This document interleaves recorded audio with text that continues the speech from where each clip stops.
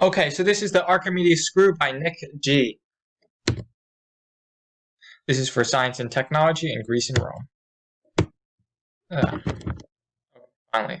So, an Archimedes screw is composed of a central rod which is supported on two bearings at each end.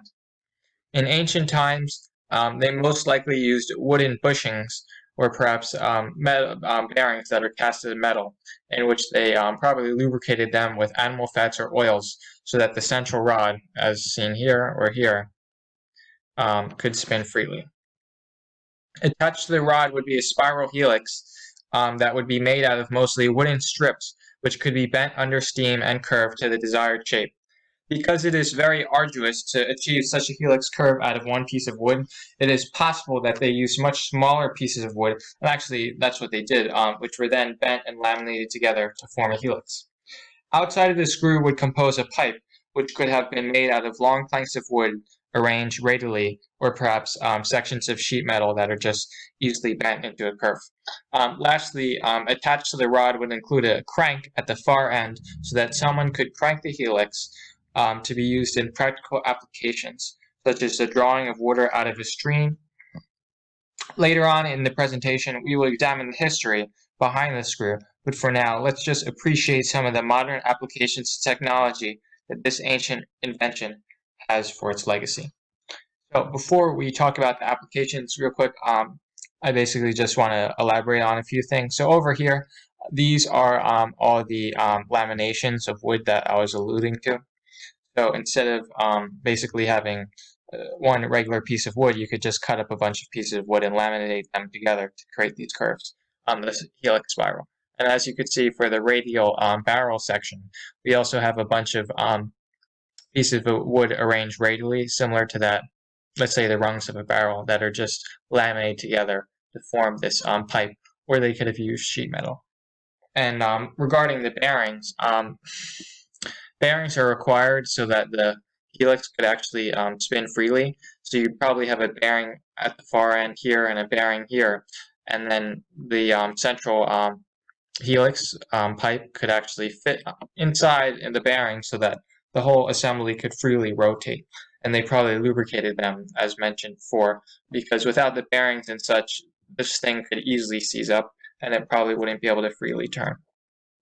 And this animation over here is just helpful to visualize how the screw works, as you can see, it draws up the ball. So, Archimedes screw has a lot of modern applications. So here's a quick exercise. Take 15 seconds and name five items in your house that may have been, or you think are actually based off an Archimedes screw.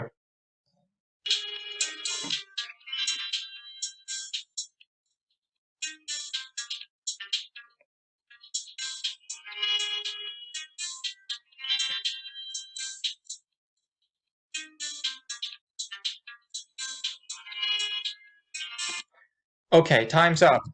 I hope you found some items.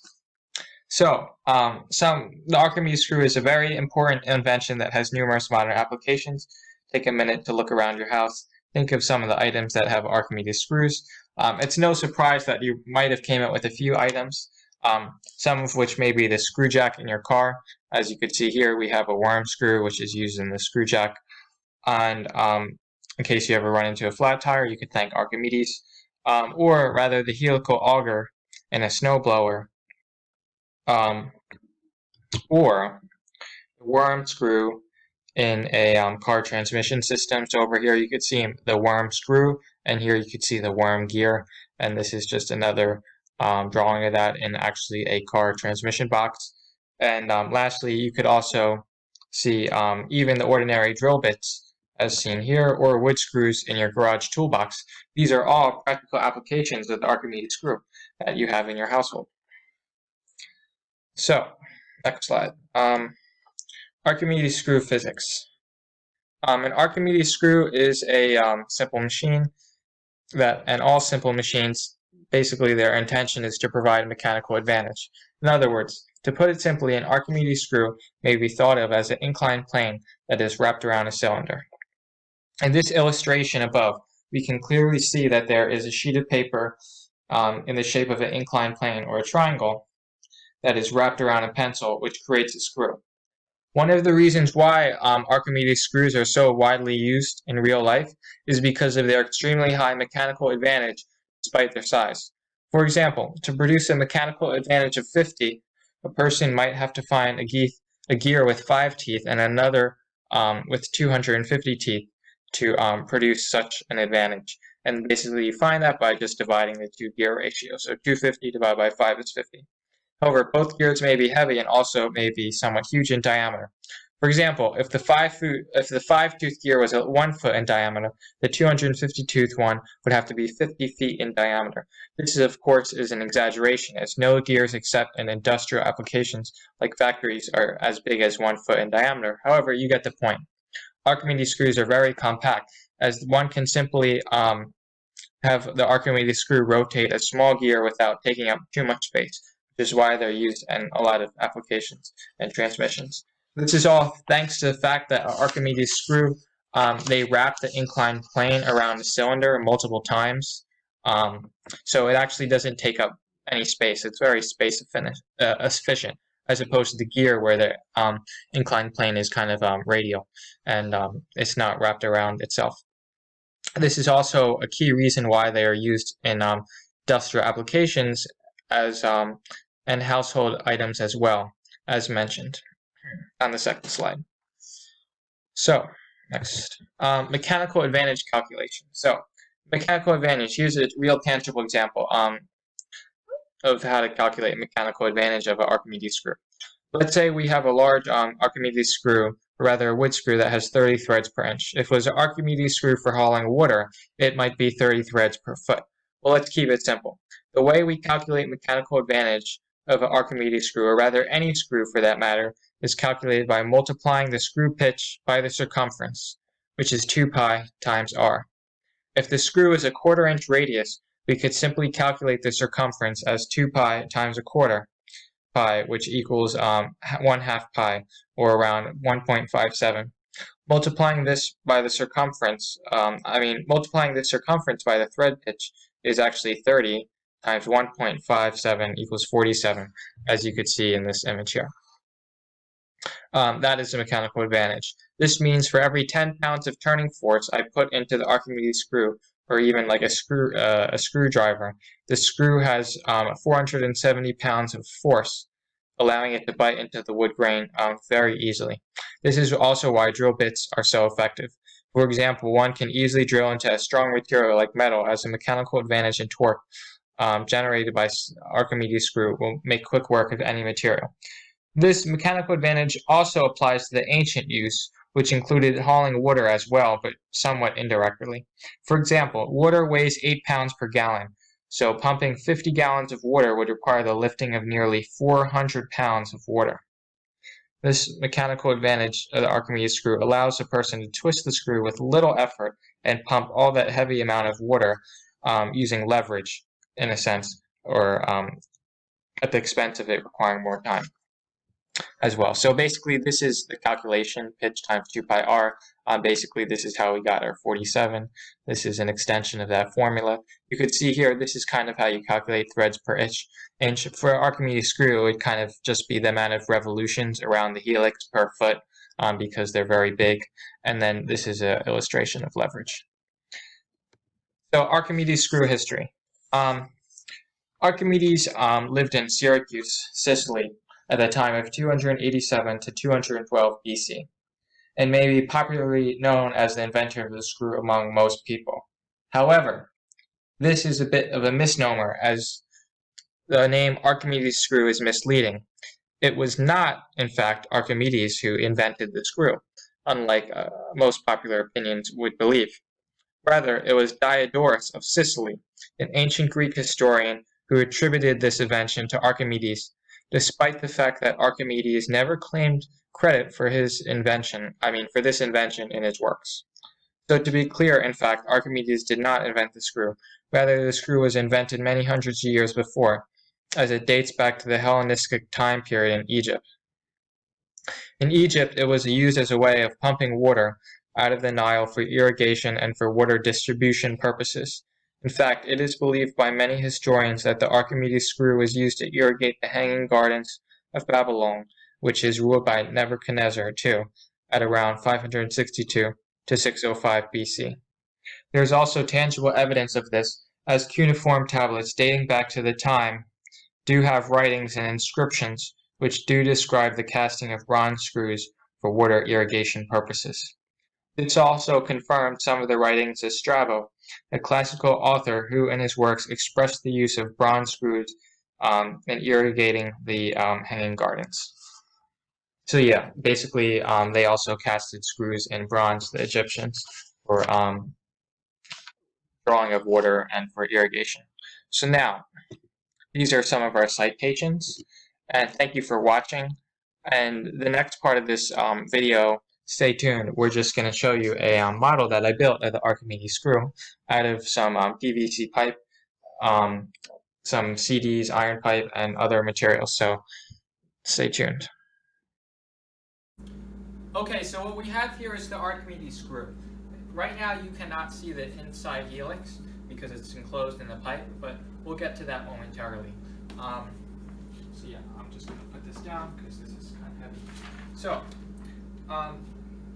what we have here is a section of pipe that would be comparable to the pipe used in the Archimedes screws mentioned in the slide decks. Of course, this pipe is actually made of modern materials. However, in the Archimedes screw, the ancient times, what they would have is they'd have a bunch of wooden laminations that would all run parallel, and they'd all be kind of like rung together, kind of like a barrel, or they would use sheet metal. You can also see here that we have a piece of styrofoam right here that would be used as a bushing or bearing so that the central shaft, the rod, could rotate on. So like I could rotate this with the handle right here, and the screw actually rotates inside the pipe, and this would be used to draw water from a stream or a river, because this pipe would be at like an angle into a pond or something. I mean, yeah. So, the ancient Greeks would actually have the bearings, but they would use different materials. They'd actually apply lubricants to the bearings, like animal fats, oils. What we have is, these days we use more modern lubricants like WD-40, this lithium grease, which you could apply. So that's just with the change of time. So now I'll actually disassemble this pipe and show you the helix. Alright, so this would actually, for instance, in the river application, you have the water source you're trying to draw here, and you would actually, the Romans would just crank it, and then the water would draw up this pipe and onto this end. So let me just remove the helix from here so you can see what's inside. Okay, so this is the bearing part, and this is the helix. So actually this helix is made out of a bunch of CDs, and they're actually all in a spiral. Like if you could zoom in, right? Can you get the CDs? Yeah, so if you could zoom in and out. So basically these CDs, what I did is I would take regular CDs and I would actually cut them into a radially, and then I would actually heat weld them together, because these CDs are made out of plastic. And if you take a piece of metal that you heat up super hot, you could actually plastic weld two CDs together. So if you could see here, we have the CDs, and then we have it plastic welded with a soldering iron or a torch you could use, and you could see all the helix of the pipe that shows in the camera. Actually, so when you want to do that, you're actually going to be burning this plastic, so it's advised to wear a respirator like this. It's toxic fumes, that kind of stuff. So lastly, at first, this actually was two iterations. So this is the hand crank part, this is the bearing that this rides on, and there's another bearing in the pipe. So this whole assembly kind of rotates on these bearings like this. This is the crank, and this goes into the pipe. So the first iteration of the Archimedes screw, I'll actually just put this over here. I don't want this to break. Okay, so the first iteration of actually the Archimedes screw, I try to use metal instead of CDs. The CDs sometimes break, which is unfortunate when they're actually bent to create the spiral because they're very brittle. At first I try to use metal, but the metal actually doesn't get a nice helix. It kind of, it's too strong. You need like a torch to kind of like bend it into the helix shape. So I decided to use the CDs. So the metal doesn't work as loud. And regarding the bearings, in the olden days they'd have wooden or steel bearings, but these are modern bearings for modern materials. This is just a piece of steel. This could be like a more modern Archimedes screw, since sometimes they're using water treatments. You'd have like a big bearing, you'd have your central rod here, and then you'd have your helix around this rod, and the bearings would allow it to spin freely without resistance. So overall, this is it. This is how I made the model.